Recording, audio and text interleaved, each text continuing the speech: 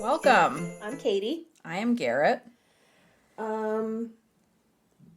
We don't have a Patreon of the week. We don't. This week. Maybe next week. Yeah. Join our fucking Patreon, guys, so that we can shout your name into the ether. God damn it. So, very, very subtly asking for your Patreon support. Yeah, I'm a very knife-forward tortellini today, I think. This is like when, I'm trying to think what episode it was when it was the first episode we'd recorded since everything had come out, and you were like, yeah, it's weird, your threats worked. Everybody's been really nice. Now I'm the threat. Now Katie's the threatening one, and she's threatening you in a nice way, kind of, to join our Patreon.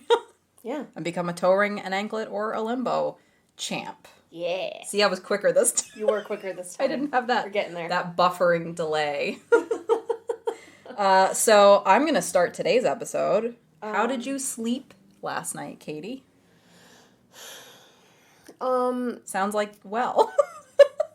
Yeah, so part of my issue lately, especially, has been just how fucking dark it's getting so early. Yep. About to get worse. But my problem with that isn't so much that it's like a seasonal affective thing. It's that my body's like, oh, it's dark out, time for bed. Yep. And it's 7:30. Mm-hmm. And so then I'm like, by like 8:30, I'm like, well, now I'm bored and out of things to do somehow. Yes. So I've been going to bed a little bit earlier, and then I wake up at like 1:30, mm-hmm. and I'm awake from like 1:30 to 3, and then I go back to sleep. Mm-hmm. So that's how I slept. Did that answer your question? It's also, we're having a weird bit of hot weather for November. It's like, feels like it's close to 80 today. We're recording this before Thanksgiving. I know you guys are hearing this after Thanksgiving. Oh yeah, there's a bit of a lag. Because Garrett makes me plan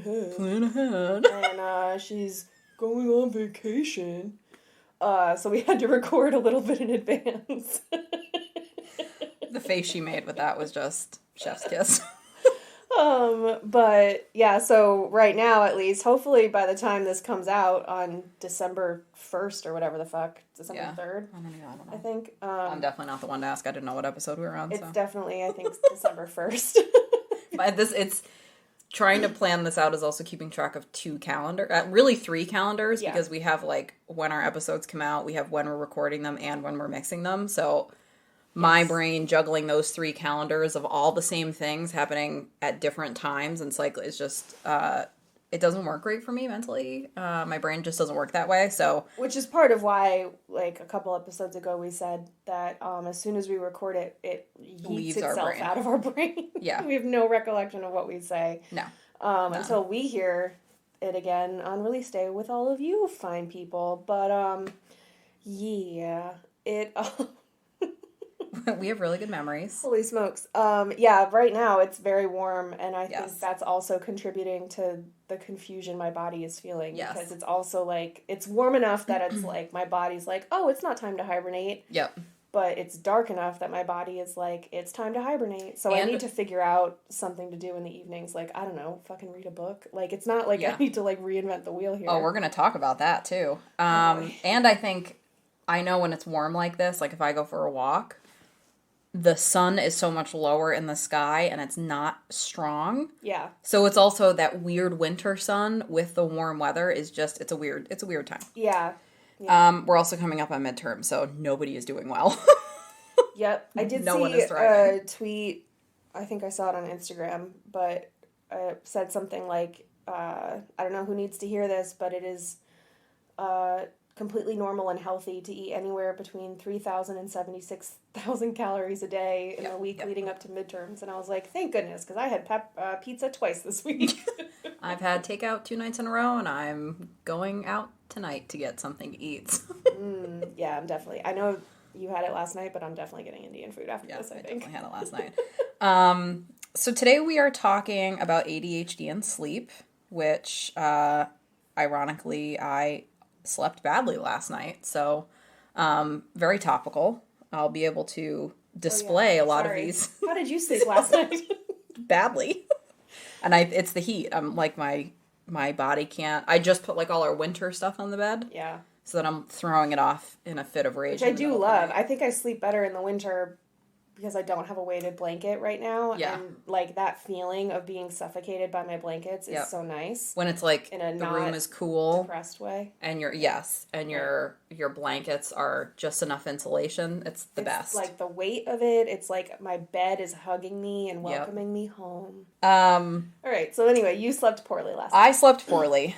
And it's funny because I never really thought of myself as somebody with sleep troubles until recently. I had a friend point out when I had COVID back in May, I couldn't sleep. So even though I was exhausted, just completely drained, couldn't sleep. And I was telling a friend of mine and she said, oh yeah, like you are very sensitive to sleep disruption. And I was like, well, now that you mention it, I guess I am. How did your friend know this about you? Just like conversationally, like we'll talk about, something would be going on. I'd be like, oh, I'm sleeping really badly, with this going on or whatever. And I've also been told that I sleep like a parakeet because you know how like when a parakeet at night, you have to cover the cage with like a blanket. Yeah. So that there's no light coming in. I have blackout curtains and sleep with an eye mask. Okay. Which we'll also talk about. I thought you just meant that you screamed when you woke up every day. I mean, there's also that factor, but the sun comes up and I just start screeching at it. That's another Rick and Morty episode. Every time the sun rises, it screams. That's me. So when I started looking into this, I just had no idea that it was this common. So adults and children with ADHD very commonly also have some kind of disordered sleep. So almost 3 out of 4 children and adolescents and up to 4 out of 5 adults with ADHD, according to chad.org, have some kind of disordered sleep.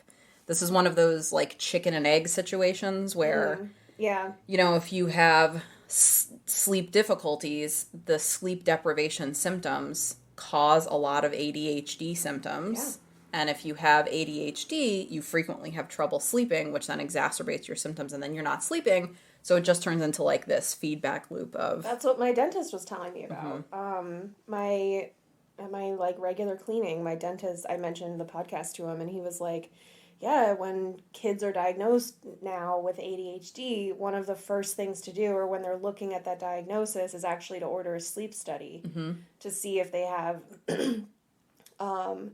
if they have any like sleep apnea episodes that are disrupting their sleep, and it can be, fixed with tonsil and adenoid removal surgery, or like maybe you just have sleep apnea and you need to sleep with a CPAP. Right. But he was like, because when you're sleep deprived, you get really hyperactive. Like think of any for time. Kids, yes. For kids. Yep. Anytime a kid is overtired, like if you've seen them at the park or something, their parents will be like, okay, well, it's time for a nap. Like when they start to get really hyper. Yeah. And that's their brain's reaction to the exhaustion. Which is also what happens to us when we record on Fridays after work. See episode 11. We get real punchy. And then our significant others go, okay, you need to go take a nap. You're being the worst.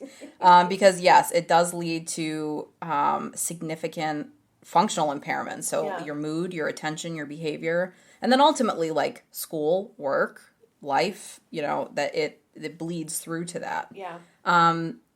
So I did read that the DSM requires that all of the symptoms for ADHD are present by age 7.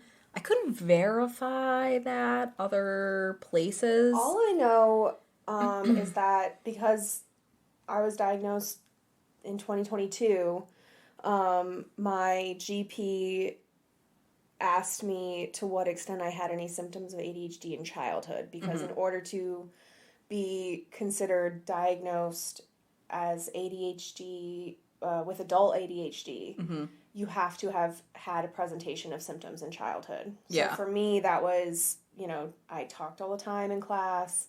And I think 7 is probably that's when I'm thinking back when I started noticing I would say symptoms. Yeah, because that's like the first, like even in first grade when you're like 6, you're a little kid. Right, like it's kind of that transitional, this is how you sit at a desk and things like that, whereas once you're into like second and third grade, I think there is more of that expectation that you sit and you learn and you do X, Y, Z the way we tell you to.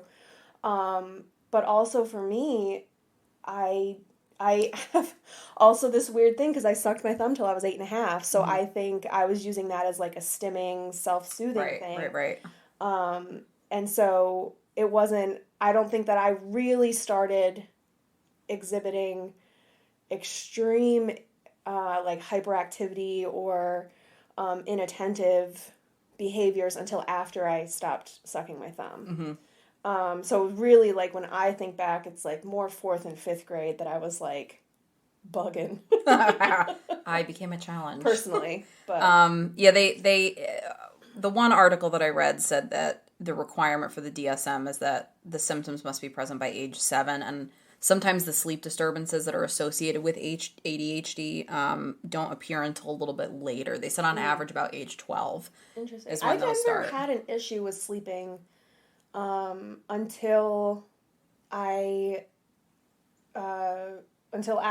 I was involved in that situation that gave me PTSD. It was only after that I've had trouble with sleep. That would cause sleep disordered sleep. Yeah, so I was the 1 in 4 or 1 in 5, whatever that number was, who didn't have an issue sleeping. Woo! Although my brother did, and my mom constantly like doesn't sleep. Yes.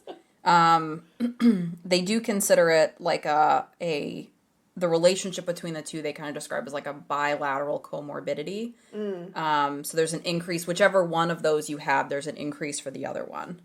And like we said, it's very reciprocal, like chicken and egg, like which one is going to cause which.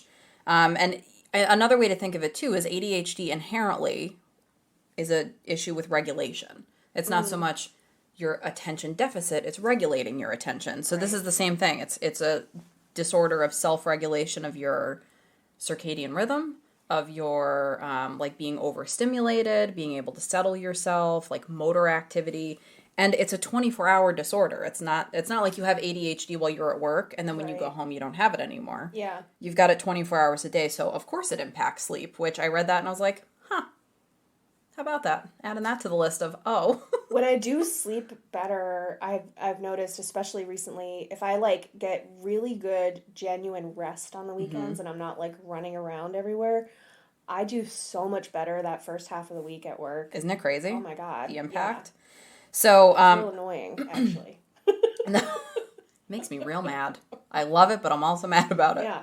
Also, maintenance phase, which we mention a lot on this podcast because we both love. Obsessed. Yeah, it's a great podcast. I'll shit my pants if they ever acknowledge us. Yes, agreed. Yeah. They did an episode on like sleep science. So I'm trying to stay away from like, I think sleep science, and one of the things they talked about is sometimes a little over the top, like there's a sleep crisis. Also, that's not going to help anyone sleep, by the way. Right. And also, it as a crisis. What I remember from that episode in particular is like my body might only need 6 hours of sleep a night, whereas your body might need 9 hours of sleep a night, but that doesn't mean that I'm sleep deprived or that you have like narcolepsy or something. And maybe you're going through something stressful, so you go through a period of time, you have a year that's really hectic and you need 9 hours of sleep during that year. Right.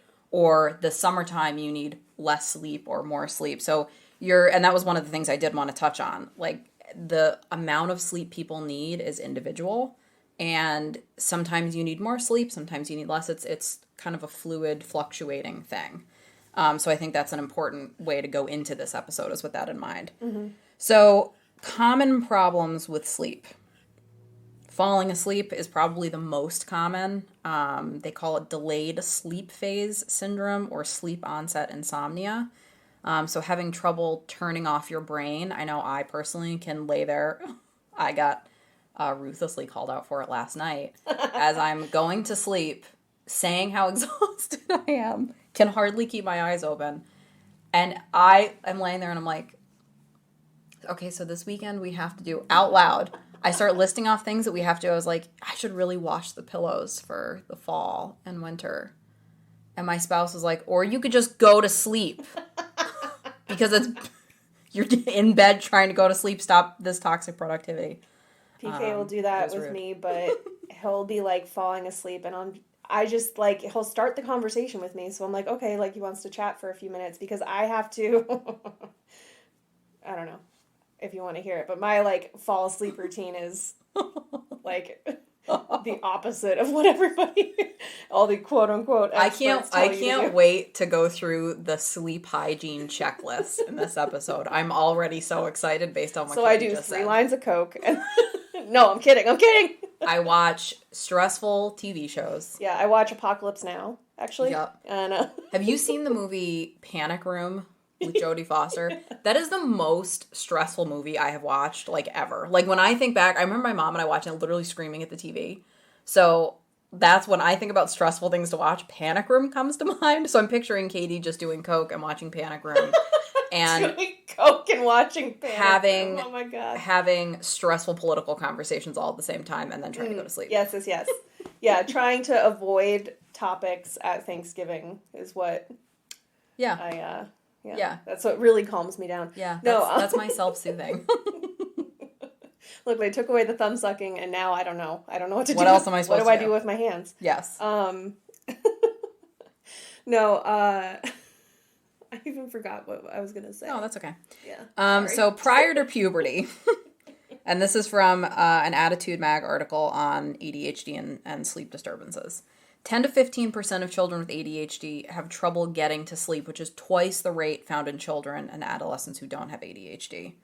And that increases with age. So 50% of children with ADHD have difficulty falling asleep almost every night by age 12 and a half. Wow. By age 30, more than 70% of adults with ADHD report that they spend more than an hour trying to fall asleep at night. And it's definitely more pervasive with those with hyperactivity or combined ADHD than it is with inattentive, which makes sense. Yes. There's definitely a link between the hyperactivity and the poor sleep. For sure. Staying asleep is also an issue. So restlessness, light sleepers. I know as a kid, I was like, it's like I was kickboxing in my sleep, like just flailing all night. Yeah, I was very mobile in my sleep, but I was also dead to the world. Like, oh, you were a deep sleeper. Yeah. Yeah, I don't think I've ever really been a heavy sleeper. I'm definitely sensitive to like lights and sounds. Like if I hear something specifically, my dog's licking at night. You know how dogs like to do. R.I.P. to our old boy who passed away earlier this year, but you'd get everybody settled in. Our dogs sleep on our bed, which is like also a violation of the sleep hygiene Bible. But they sleep at the foot of the bed. To be fair, they're small dogs. They are small. It's not like they're 3 German Shepherds. No, they're tiny. They're just somehow taking up a lot of space for their size. And as a person with 2 cats, I get it. I have a queen bed alone with 2 cats, and yet I don't have enough close quarters. He would lay there and lick and just make these horrific noises, and it's like all I can hear. So yes, trouble staying asleep, sensitive to lights. Like I said, I sleep with an eye mask. They did a study. And where did I read about this? I don't have it documented in here. So data was collected from 281 consecutive patients between the ages of 10 to 17 who had been diagnosed with ADHD. There was 185 controls who did not have ADHD. So the findings in the study indicated that the rate of nightmares and like a lifetime nightmare disorder was more prevalent in girls, and snoring is more prevalent in boys. And disordered sleep disordered breathing is more common in boys and men than it is in women. Like overall, though, not overall. Just, yeah. And nightmare disorder and occurrence is much higher just in the ADHD population in general. Yeah, than which in is why. Groups. Remember my tip: you have to tell somebody about your nightmares so that doesn't come true. That's science. Did I not mention the other takeaway from this study? Another issue is waking up and feeling rested and just having general fatigue. I don't have that ever. Right. So people with ADHD feeling tired or having difficulty waking up despite ample sleep. Like, there's nights where I was dead to the world. I slept great. I had a really heavy night's sleep, and I wake up and I'm like, what? What do you mean I have to get out of bed? Oh, yeah. I take my time getting up in the morning. I like the quiet. I like my time to just have my coffee and gear up for the day. And, yeah, that is something that I really treasure and I hold very dear. That's going to come up in just a second here. So that's okay, because I have a note specifically about you. So more You're than a hot mess. more than 80% of adults with ADHD. This was I think a therapist reporting this. Is some kind of clinician. More than 80% of adults with ADHD in my practice report multiple awakenings until about 4 a.m. and then they fall into the sleep of the dead, from which they have a difficulty. It's like extremely hard to wake themselves up and get out of bed, which I fall asleep into a deep sleep until about 1 a.m. And this is like almost every single night, 1 a.m. to about 4, I'm tossing and turning, and then I fall into an extremely heavy sleep at like 4 a.m. until usually whenever my alarm goes off. Same. Yeah, I've had that pattern. I've noticed that exact pattern very recently, where that second sleep is like deep. Yeah, like you're raising the dead when I wake up to my alarm. That's also when I'm dreaming the most. I do have my wildest dreams at that point where whatever. I mean, I'm impregnated with Mitt Romney's embryo. Yep, this is one that she texted me about first thing in the morning recently. And then had to trick PK into marrying me quick before he found out that I was pregnant. Yep. And then he got mad at me for lying to him about getting implanted with Mitt Romney's embryo baby, and because he hated Mitt Romney. Weird. So something about not wanting a child spawned from somebody named Mittens. And reasonable. Yeah, reasonable. Across the board. ADHD sleepers are This is the one that has a note for Katie. This is a direct quote that I read from this article. ADHD sleepers are commonly irritable, even combative, when roused before they are ready. Many of them say they are not alert or not fully alert until noon. So I have Katie being awoken from a nap. I don't know what you're talking about. That's never happened. I am an angel. And it's also very common for people with ADHD to really not wake up until the afternoon. Like, our brains are not, and there is some, we'll get into like the circadian rhythm, but it's not unusual for people with ADHD to really feel like their brains are able to function fully in the PM versus the AM.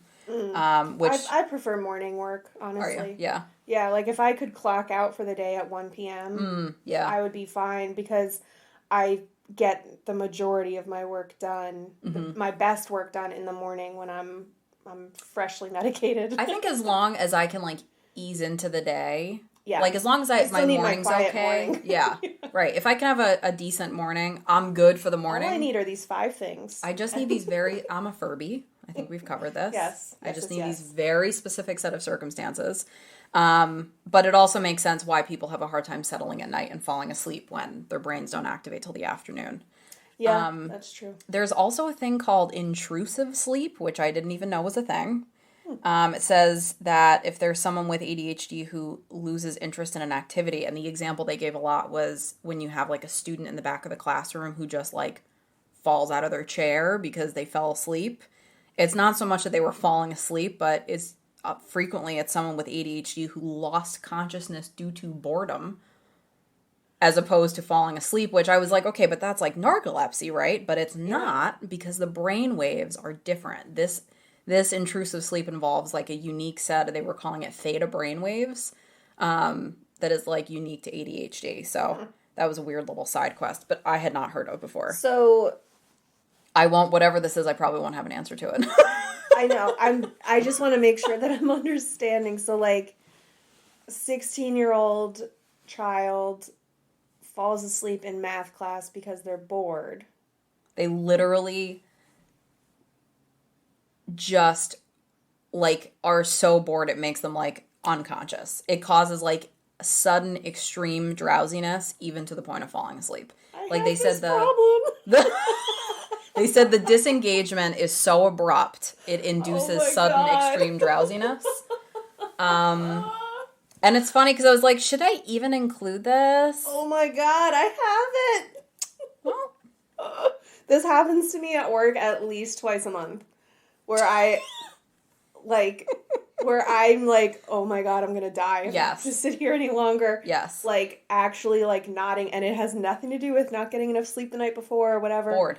Yeah, like, it is just, like, a topic or whatever that is just excruciatingly boring. Yep. Or, like, not, but it's just hitting me as boring that day. Yep. And, oh my fucking God! Daytime... Is that how you feel when I say stuff to you? Is that why you fall asleep while I talk to you? No, when I blow your mind on stuff. Oh, yes. Yes. Welcome. Oh, my God. Daytime sleepiness, as we mentioned, is also very common. And a lot of that, I think, too, is like ADHD is just kind of an exhausting thing. Like, between that and anxiety, if my brain is literally running, like, I'm like the hamster on the wheel all day. I'm the hamster that gets stuck on the wheel. I was just going to say, like, then I lose my footing, and then I just get, like, carried by the wheel and then thrown from it by the end of the day. And something that can also contribute to this is just, like, you know, people medicating in the morning, and then in the afternoon, your meds dropping off, and then just being tired in the afternoon. Yeah, that's why I have my meds set up the way I do, because I take that... I take an extended dose in the morning, extended release dose in the morning, and then I take Ritalin in the afternoon with my lunch. For that reason. Yeah, and like it really, you figure by the afternoon, any caffeine that you've had in the morning too has worn off. So afternoons are. And I do tough. try to not drink. I mean, I will get a soda if I'm really dragging ass, but I try not to drink coffee or anything in the afternoon because I don't want to end up dealing with like caffeine withdrawals at some point in my life. Yeah, I really limit my coffee to the morning. It's unusual that I'll get like an afternoon coffee. Yeah, only if I'm like like I know I'm doing something like going to a wedding or something where if I need have to be awake. Yeah, like I'm expecting myself to be doing more than what I normally do in the afternoon. Then I'll have coffee, but I do try to limit that at least. And I know, like, personally, like, depending on where I am in my, like, hormonal cycle, that afternoon drowsiness can be the worst. Yeah. Other sleep disturbances that were reported with kids, bedwetting, grinding teeth, clenching teeth, bruxism, those are all more common with ADHD, which I, like, same thing, like, that movement of your jaw when you're sleeping, which just doing that kind of Yeah. Actually, I must do that. I clench. Because my dentist, like, you know when they make you, they, like, put their hands on your jaw and they make you open and close your mouth? He's, like, says to me all the time, he's like, do you chew a lot of gum? And I was like, no, not really. Like, yeah, those muscles on the outside of my jaw are like... well, do you find that, like, when you wake up in the morning, your jaw is sore? No. And he's like, well, your muscles are way too developed for what they should be. So I have ADHD and extreme talking. Evidently. But yeah, I was like, it was the first time that I had heard that as a thing, but that makes sense. I must be doing that kind of... And I do find... When I'm stressed, I do kind of clench. I'll sleep and clench my jaw. Not very hard, I don't think, but I know my mom has to wear a bite guard now. Yeah, which, like, I, to be honest, probably should, although the thought of that makes me want to gag. I definitely, like, when I'm stressed, I'll wake up with my teeth, like, completely clenched. I don't notice it when I wake up, but... I also don't have any, right now, you know, knock on wood, I have all my teeth still. I don't have any crowns or anything. So I wonder if that'll change if I ever need a crown.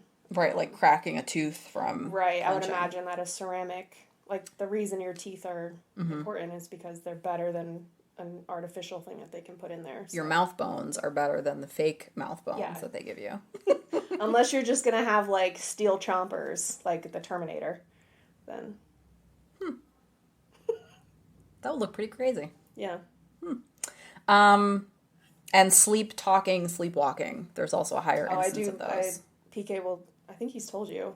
Oh, the sleep talking? Yeah, I have whole ass conversations in my sleep. Yes, my spouse also sometimes talks or yells in their sleep. There was one time I was sound asleep. First dating? Yeah, it was early in our relationship, and he was sleeping like with his face facing mine. So he was sideways, I was facing straight forward, and just in his sleep yelled directly into my ear, and I woke up thinking I was dying.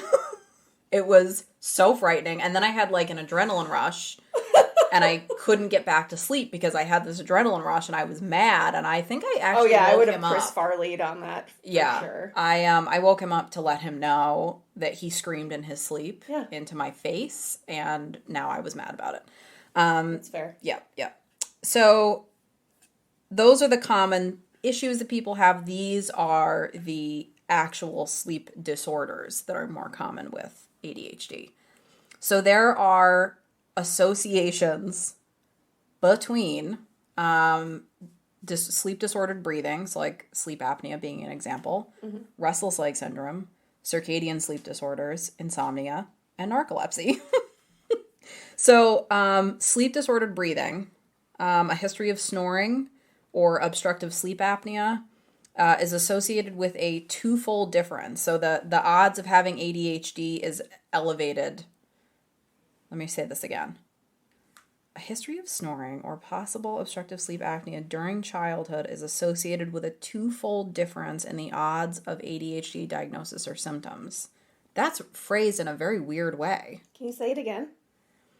A history of snoring or possible obstructive sleep apnea during childhood is associated with a twofold difference in the odds of ADHD diagnosis or symptoms, and elevated incidence of sleep disordered breathing is among individuals with ADHD. Can you reword that so that it is less word soup? Yeah, it's word soup, right? So I pulled this from an article, so this isn't one that I've written. I'm having trouble processing that. Right, I was like, What did I just say? I don't even know what that means. So there is definitely a very high instance, or a high overlap, I should say, between sleep disordered breathing, obstructive sleep apnea, ADHD. So one of the theories about this, which I thought was interesting, is sleep disordered breathing it creates like a hypoxic state for your brain where you don't have enough oxygen, which creates stress, which creates inflammation, and then causes you to wake up a bunch of times, which can alter your prefrontal cortex, which causes the ADHD deficits that you have with your prefrontal cortex to be more pronounced. So it definitely creates like a negative feedback loop when you have sleep apnea. It becomes a way to make you permanently bad. Oh yeah, I mean it's crazy. And then restless leg syndrome, which there's also like some other there's like an overlap with this where it's not just restless leg, but it's like a motor thing where you're having to move. That I don't have written down in here. Cool. But there's another diagnosis that's similar to this, similar to restless leg. There is evidence to suggest that up to 44% of individuals with ADHD have restless leg or a similar symptom. And they're saying up to 26% of people who have restless leg have ADHD or ADHD symptoms. So another one with like a very large overlap in the Venn diagram. Yeah. Restless leg usually gets diagnosed when you're older, though, correct? I don't know when that tends to be diagnosed. I would assume so. I'm just thinking, like, everybody I know who has it is like over 50.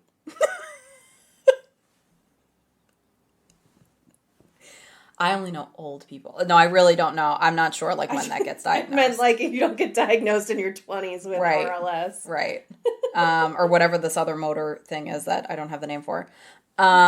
So one of the thoughts about why there's this connection, shockingly, is a deficit of dopamine, which has been associated with both of those diagnoses.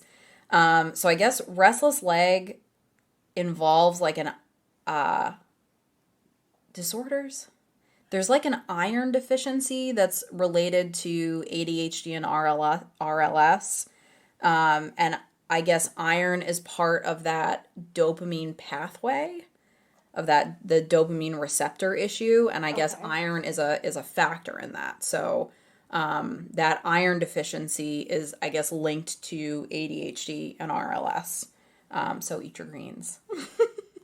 Yeah, that was one of the things when we did our, or at least when I did my research for the food episode we did, was that a lot of it was like how, a lot of those kind of links were, you can cure your ADHD with this diet. Like ADHD diet. And so it was just like, caution, listener, if you decide to Google that it can be very triggering. Right, and it's like, you're never gonna... It was just such a minefield, and like... It's very like Jordan Peterson. Like, You're not gonna solve anything by only eating red meat. Yes. And you're not gonna solve your ADHD by eating leafy greens.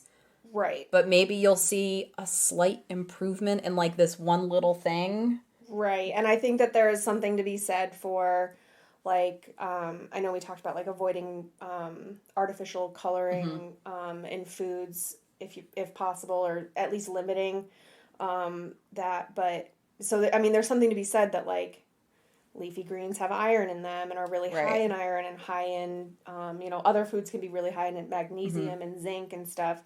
And those are helpful to your brain. Like, they help your brain work. So, like, there's something to be said for making sure that, like, you have a balanced diet and... Right, because, like, generally you'll function better. Correct. It's not going to solve a diagnosis. Right, exactly. So, like, it does make sense, but, also, if that's too much for you to worry about, just take a multivitamin, folks. Oh, yeah, that too. Like, yeah, 100%. That has plenty in there for you. You'll be fine. Side note,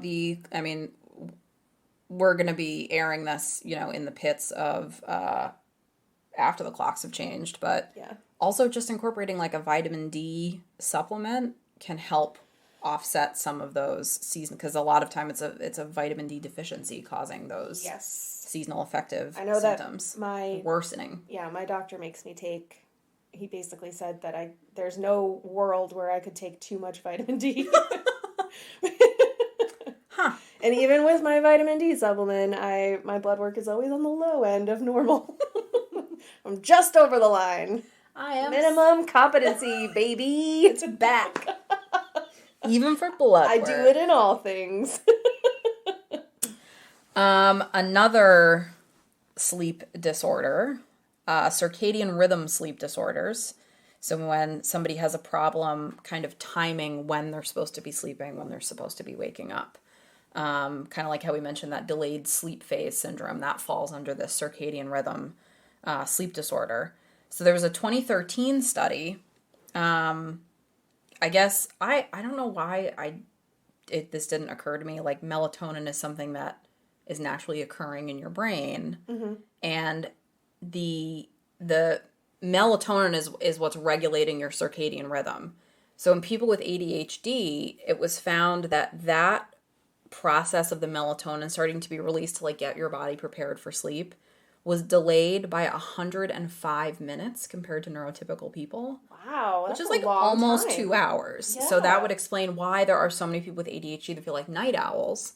So you've got your brain being more active later in the day. Yeah. You've got stimulant medication that sometimes can, if taken too late in the day, can impact your sleep. Plus just the nature of, especially somebody with like combined or with hyperactivity, that buzzing feeling. You've got all of those going on and your brain working, and then it's like 10:30 at night and you should be going to sleep, but you're still way active. Yeah. Especially, and I think part of like what I was talking about in the beginning where like it's dark out, so my brain is like, okay, time for bed. Part of that is also just like my masking of like, it's dark out, time to be quiet. Oh, yeah. So like also in my like habitually speaking, my body is, or my brain is like, okay, well, it's not time to clean. It's not time to do all of the chores. It's the evening. We're not supposed to be doing those things. Correct. Right. So like I think it just occurred to me that might just be a masking thing. Yeah. And I mean, they're also saying like those deficits in impulsivity control and those impulsive feelings can also affect your ability to settle down. So it causes, like, bedtime resistance. Yeah. So you have then somebody who's like, oh, no, like, no, I'm not ready for that yet. You know, my brain is still, like, doing too much. And then it causes this delayed sleep onset. They're thinking that it's both a behavioral and a biological link between the two. They're also posing that ADHD, because of that evening preference, it's, you know, then feeding that delay in melatonin. So by taking melatonin, is that helping? We'll get there. Okay. We'll talk about melatonin. My favorite of the supplements. No, it's not. Insomnia is also way more common in both kids and adults, which they're mostly linking to like bad sleep practices, lack of routine, especially around bedtime, which, I mean, you think about it, people with ADHD having a hard time with routines. Why would a bedtime routine or wake up routine be any different from those? They said that, let's see, so 73.3% of children and 66.8% of adults with ADHD struggling with insomnia. Oh, okay. The general population outside of ADHD for children will be 20 to 30% as opposed to 73%. Wow. And adults, the range for adults is wild. It is 6 to 50%. So I don't know if that has to do with, like, some people struggle with it sometimes, but not others. Like, it comes and goes. Right. Like, are they counting, like, parenthood where you're getting up with a baby has insomnia? 6 to 50% is just a wild range. But either way, I guess if you cut... Okay, so split the difference between 6% and 50%. Okay, 25% of adults. And it's 66% with ADHD experiencing insomnia. Wow, that is a wild difference. Yeah. We've got narcolepsy. The link between the two is, like, not really understood. They're thinking that it could be, you know, the poor sleep from narcolepsy feeding the inattention, and the difficulty with impulse control. And they both respond well to stimulant medication, both the narcolepsy and the ADHD. So they're just, like, not really sure still what happens. There's a lot of overlap that causes, like, misdiagnosis of both of them. Yeah. It's real frustrating that dopamine and norepinephrine evidently go to regulate more than one thing. And they also regulate, those two also regulate REM sleep and, like, impact your REM sleep. So they're thinking, like, that could also be a link, but that's still unknown, really, what the ultimate kind of brain connection is between those two things. Right. They just know that there's a lot of overlap. There's things that look similar. They're misdiagnosed.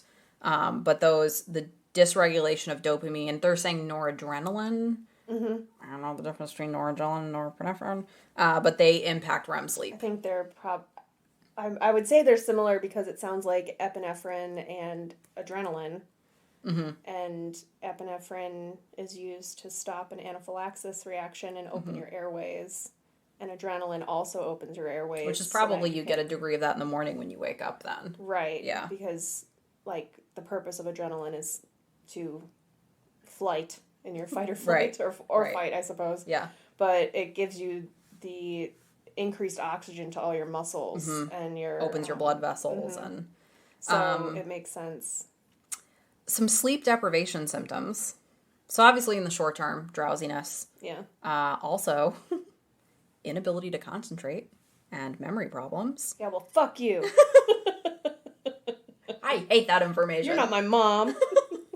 And then also less physical strength or ability to fight infections, which makes sense. Yeah. And in the long term, it increases your risk for depression and other mental illness, coexisting mental illness. Also stroke, asthma attack. And then, you know, if you're, like, really intensely sleep deprived, you know, things like driving.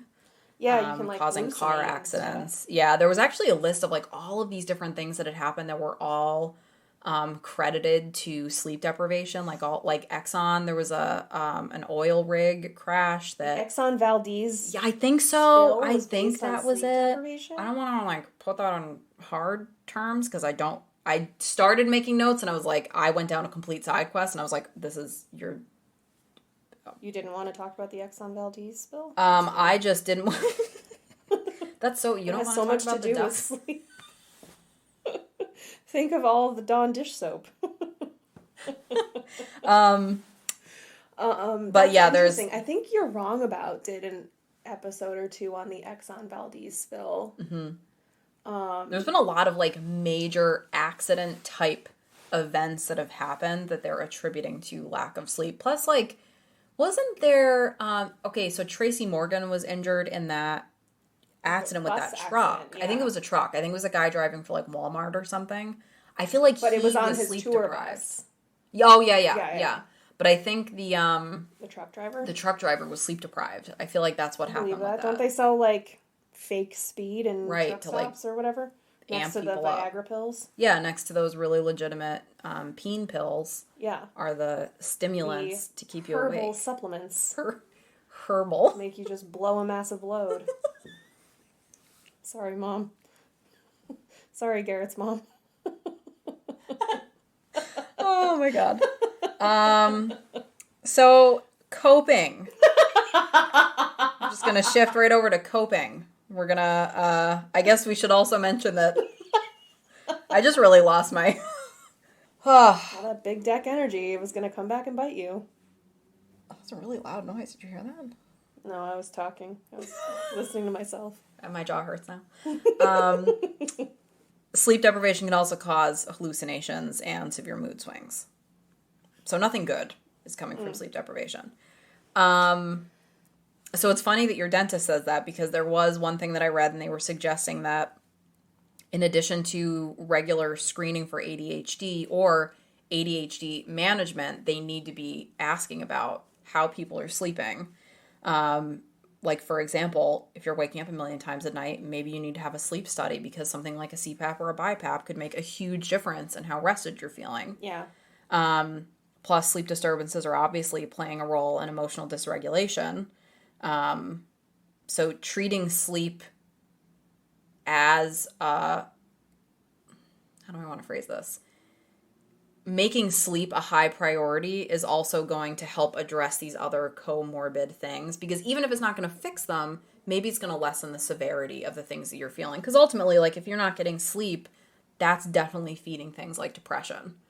When you're tired, for sure. And like you said, it's this negative feedback loop. Mm-hmm. So if you can, it's sort of the same thing with eating vegetables on the reg. Like, it's not going to cure it, but it'll certainly be able to increase your bandwidth and the size of your ADHD shelf to deal with anything else that, whether it makes you able to be more responsive to medication or more responsive to therapeutic interventions, just more able to manage your symptoms without pharmaceutical assistance, if that's your choice. It sets you up for more success if you can figure out how to work with your ADHD, I guess, induced just sleep like issues. Any other things we've talked about on this, where there's definitely a lot of ways to handle something. Yeah. But ultimately, it's like working with it instead of against it. Yeah. It's like, if you know that's an issue, find ways to work with it instead of self-sabotaging yourself like I do when I refuse to get in bed. One of the things they recommend is keeping a sleep log or a sleep journal to help see a pattern in issues that you have. I did miss that when I had a Fitbit and I switched to an Apple Watch. I did like the sleep feedback. So they're saying it helps reinforce the need for good sleep hygiene. They also said the fitness watches are like hit or miss as far as accuracy goes. I will say personally, when I would wear my Fitbit to sleep, and I would wake up in the morning and be like, okay, like, I feel like I slept well. I feel pretty well rested. I would look at my fitness tracker and be like, oh my God, I slept terrible. This says I got an hour and a half of solid sleep. And then it's almost like a psychosomatic thing. Then I'm feeling tired because I'm like, I can't believe how badly I slept. How many times I woke up. So I did not find it to be more effective. I was reading, so they were saying to keep track of things like when you wake up, when you go to sleep, the amount of activity you got that day, if you were drinking, how many times you woke up, if you took naps, how long it took you to fall asleep. Okay, so Katie just rolled her eyes. Who is reading this data and like compiling? Because who wants to wake up in the morning and track all this stuff? So yeah, Holy to me, shit. I was reading that and I literally says, my note says, to be honest, in reading about all the things people track with this, I was exhausted. I'm not a journaler. I am a journaler, and that that's makes overwhelming. Me want to, rip my fingernails off. Yeah, it's too much. Like I read it and I was like, and folks, no I've got way. acrylics. They're expensive. And I would still rip them off. Yeah. It was just, I read the list and I was like, that's a lot, and that would be a hard pass for me. I feel like it's also, that list is the kind of thing where it's like like in anything with most things in my life, if they're like, okay, all you have to do is these 19 things, and then I just my eyes go fuzzy and I can't read the list, like I just immediately tune out. I'm like skimming it and I'm like, well. Yeah, like, oh, guess I don't qualify. Yep. Well, that won't work. Moving on. New sheets it is. Yeah. I personally thought it was ridiculous, and I think insane. Keeping a sleep Holy journal shit. like that is absurd. Never mind the fact that, like, when I go to, like, I'll lay in bed, but then I'm in bed for a while before I fall asleep because I do all my poor sleep hygiene shit. I can't wait to go through this list. I'm so excited. So we talked about the sleep journals, which I think is garbage. To me, that's on the same list as a neurotypical person licking stamps. That list. Yeah. And cutting out recipes from a magazine. That's how you body double. And the bug out bag. Like, those are fake tips to me, along with the sleep journal. No, a neurotypical person was like, all you have to do is write down these 35 things every day when you wake up, and then every time you're feeling tired, tell me what you ate right before you felt tired, and then tell me how much water you had to drink, and tell me what was in the water, and what source was that water? Was it public, municipal water? Did it have fluoride in it? How much of the fluoride? What percentage of the fluoride? Like, for fuck's sake. Then you need to take all of this data and digitize it so that you can use it for anything instead of just flipping through it. Like, every bit of it was bad. It's just bad advice. What I do recommend. So obviously there's, like, medicinal ways to cope with this. You can get, like, prescription medications. I guess it depends on what type of sleep disturbance you're experiencing. Yeah, I would say, I mean, I use melatonin. I haven't asked for a prescription sleep aid because I don't think it's disruptive enough to my life. I mean, think about Roseanne. She wouldn't have tweeted all of those anti-Semitic racist things if it wasn't for Ambien. Is that what she blamed it on? Yes. Personally, obviously if you have a severe enough sleep disorder to be that your doctor advises being medicated, do that. Personally, they kind of freak me out a little bit. I think sleep medications that's some scary shit sometimes. Yeah, personally, just because of all those stories. And like, if something happens, I want to be able to quickly wake up. Yeah. If my house is on fire, knock on wood. That was my mom's thing when we were kids, because she was a single mom. Like, she never drank around us. Mm-hmm. And when I was older, she said, because what if something happened to you and I had to take you to the hospital? Exactly. What would I do? Yeah, my mom was the same way. Like, she hardly ever drank because it was like, if something happens suddenly, I need to be able to, like, respond to something. Right. And so that was her thing. Tracks. Right. And she would only, even when she did have a drink, it would be like a glass of Franzia White Zin. Like, picturing your mom with the like a shot glass of Franzia, just like sipping it really Church slowly. Sips. Body of Christ. But yeah, no, like, she just, because of that, like, that fear, and I think, especially, if I become a parent someday, that will completely change my whole perspective on having anything like alcohol or even like a melatonin. Not that I have any trouble waking up with melatonin on board, let me tell you. Yeah, I mean, it's, I'm comfortable with melatonin, also knowing that it's like a natural thing that your brain generates itself.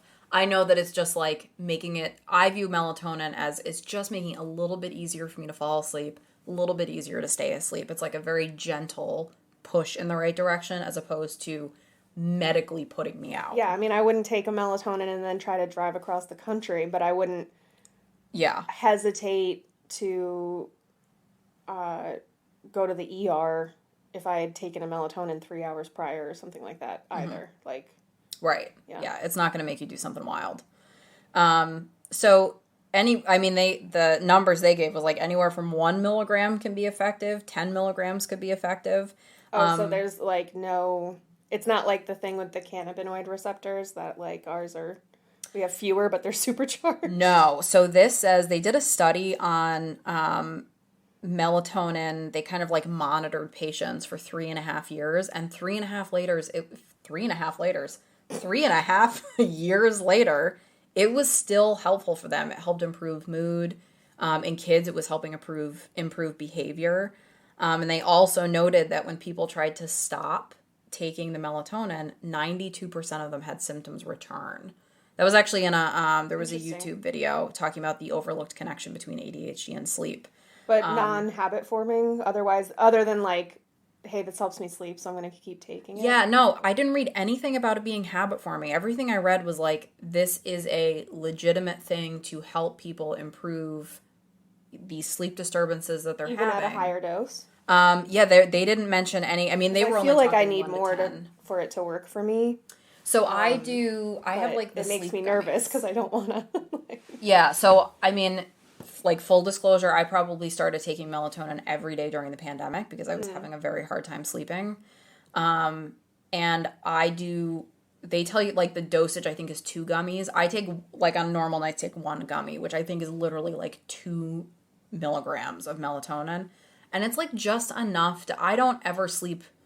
It's not like it's making me sleep really heavy. I'm still like going through my normal bullshit of like falling asleep, waking up, but I have an easier time getting back to sleep and I have an easier time falling asleep. So my attitude is like, it's enough to take the edge off where I'm feeling a little bit better and I'm not groggy in the morning. Yeah. But on weekends I'll take, like 2 of them to help me catch up. Not that was effective last night. Yeah. I take like 2 to 3 gummies a night, but each one of my gummies is 5 milligrams. So I'm taking up to like 15 milligrams depending. But yeah, they didn't mention anything. That's what I did last night with wine, and I'm here. So did they have anything about mixing it with alcohol? Because I'm finding that to be way more effective. Maybe I drank a bottle of wine and live tweeted the Murdoch Murder Show. I don't know. You'll have to check out our Twitter to see all my hot takes. Oh my God. Well, this has actually turned out to be longer than I was expecting. And it's funny because like every week we'll like touch base right before we record and we're like, I'm really excited. I have way more than I thought I would. I literally say it every single time I Google these things because I just fall down these rabbit holes. So we're going to pick it up next week. We'll talk about some sleep hygiene tips, which I'm sure will be not at all triggering for Katie. And whatever. And well, yeah, I guess mostly sleep hygiene is what we'll talk about next week. So we talked about sleep disruptions, and this week we'll talk about sleep tips and how to improve sleep next week. All right. Yeah, that sounds good, guys.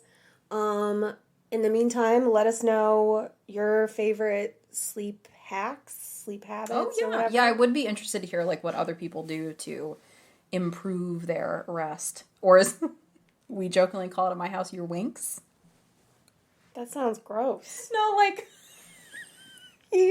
So my spouse fell asleep on the couch one day, and I said something about like him falling asleep if he had gotten something about getting winks.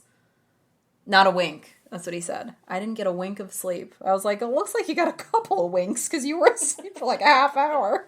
So there's a running joke in our house about winks. So if you have any good wink tips, let us like the Teletubbies, wasn't one of them? Tinky Winky. Tinky Winky. There we go. Mm-hmm. Now sponsored by the Bars Ankle High. You want to talk about Instagram filters or Snapchat filters? Give me one where I can put my face on a Teletubby. I'm gonna find it. You're gonna. The look on Katie's face right now. She just got a rush of dopamine. Like, I'm gonna find it. You're gonna be on that fucking reel. You wait. You're gonna be on a fucking Teletubby. Oh, I can't wait. So I'll tune in next week for wink tips and Teletubbies. And remember, Be kind because sleep is important. And maybe pop a melatonin, because the bar is ankle high. Bye. Bye. Thanks for tuning in. We'll be here next Thursday with a brand new episode to delight your brain juices. In the meantime, the best way to support us is to leave us a 5-star review on Apple Podcasts, Spotify, or your favorite podcast streaming platform. You can keep up with us during the week on Instagram and Facebook at The Bar is Ankle High, and on Twitter at Ankle High Pod. If you want even more Ankle High hot takes in your life and have a few dollars to spare, consider joining our Patreon at patreon.com/thebarisAnkleHigh. We post bonus episodes there full of our karaoke attempts, Am I the Asshole discussions, and wondering how we even managed to survive this long. Patreon subscribers also get exclusive access to our secret Patreon-only Facebook group and get added to our close friends list on Instagram. Until next week, remember to be kind to yourself because the bar is ankle high.